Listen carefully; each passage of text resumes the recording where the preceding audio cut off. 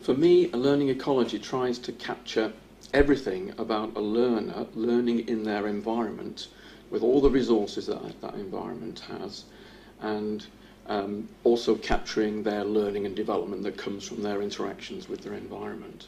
So it's probably easiest to illustrate from an example. So if I was in my work environment and I had a challenge, a problem, then I would look for resources, or I might even create resources. I would look for help. I would be very conscious of the context within which I was working. And so all these things would come together in what I would call a learning ecology. So it's me in my environment trying to solve a problem, an issue, and drawing on all the resources, the technologies, and the interactions that I can have in that environment in order to learn. I think it's something that we all do intuitively.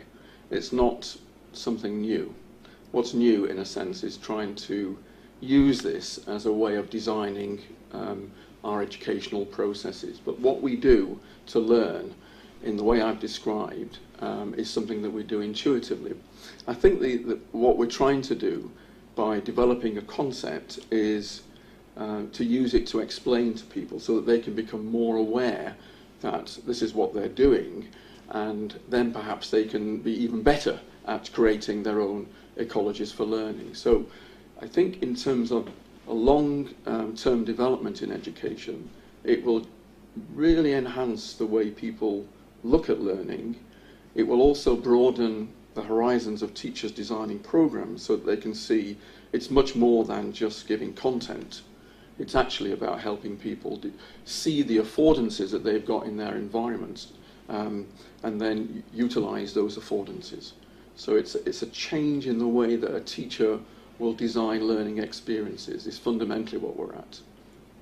And life-wide education is the term that we apply to an institution that is trying to support life-wide learning. So life-wide learning is everything that an individual does in all their spaces, all their contexts simultaneously in their life.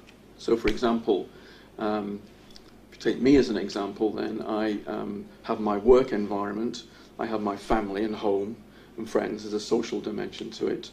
I have a garden, which I pour time into. I have hobbies, one of which is being in a band, and I do some volunteering. So all those different places in my life encourage me to be the person I am. I am the integration of all those things. It's the same for students. You know, talk to a student and they have all these different places and spaces in which they're learning and developing as they progress through their higher education studies.